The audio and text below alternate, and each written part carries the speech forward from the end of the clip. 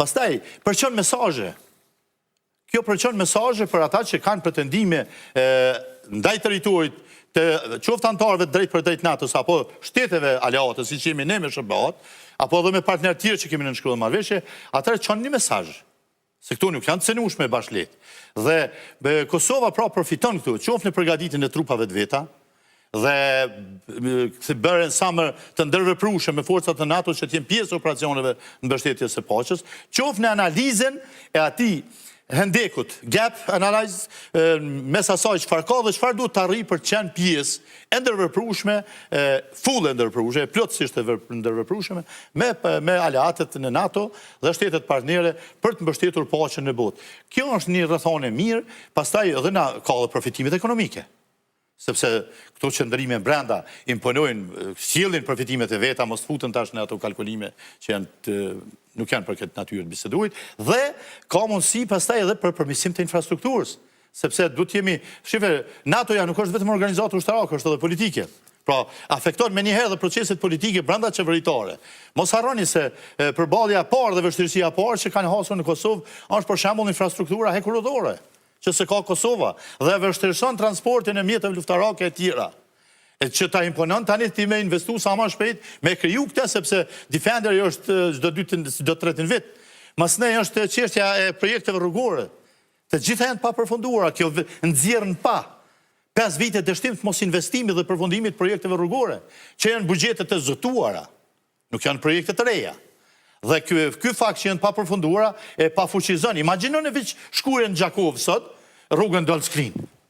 Nuk ka makineri rënd që mu e përballon atë rrugë, tash po flasim për tonazha të mëdha, të armatimeve, transporterëve luftarake të tjera.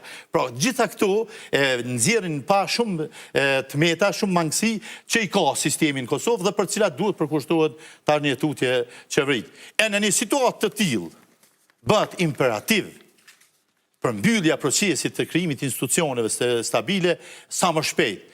Qoftë duke u vetëdijsuar kjo qeveri se nuk është e mundshme më që ta imponojë një pushtet autoritar, një autokraci që s'mbështetet fare në demokraci, që shtetin e ka mjet dhe pushtetin e ka pronë për të administruar, jo për të qeverisur.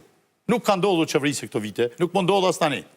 Pra, tani duhet ndalur me çdo kusht partitë që kanë bë historinë, që kanë hecur bashkë me historinë e krijimit të shtetit. Qoftë Lidhja Demokratike që ka ndërtuar një vizion politik për të saj. Qoftë Partia Demokratike që ka në ADN-n e saj pikërisht ushtrinë qëllimtar dhe luftën për krijimin, domethënë lirinë dhe ndërtimin e këtyre shteteve, këtij shteti. Dhe ka ndërtuar të gjitha raportet diplomatike, marrëveshje ndërkombëtare për ta sjellë vendin deri këtu. Nuk guxojnë të lejojnë që kjo të zhbëhet dhe të shkatërrohet me çfarëdo projekti që na vika një parti apo një qeveri, qoftë në Republikë Treta, çfarë ëndra të tjera kanë. Pra, këtu duhet veprim. Dhe qoftë nevoja edhe me shku, besoj se i kanë hargjuar gjitha rrugët. Dhe është pa se kjo qeveri po kalkulon në ato interesat e instalimit të autokracisë, nuk ka qëllimin të zhvillojë një shtet demokratik, ku demokracia zhvillohet mbi parimet e njohura ndërkombëtarisht dhe të pranoj asistencën ta ketë drejt për drejt mbështetjen ndërkombëtare, por po provon ta bëj vetë izolimin e që është fatal për Kosovën dhe të ardhmen e saj. Zoti Berisha, faleminderit shumë për bisedën që zhvilluam edhe për kritikat e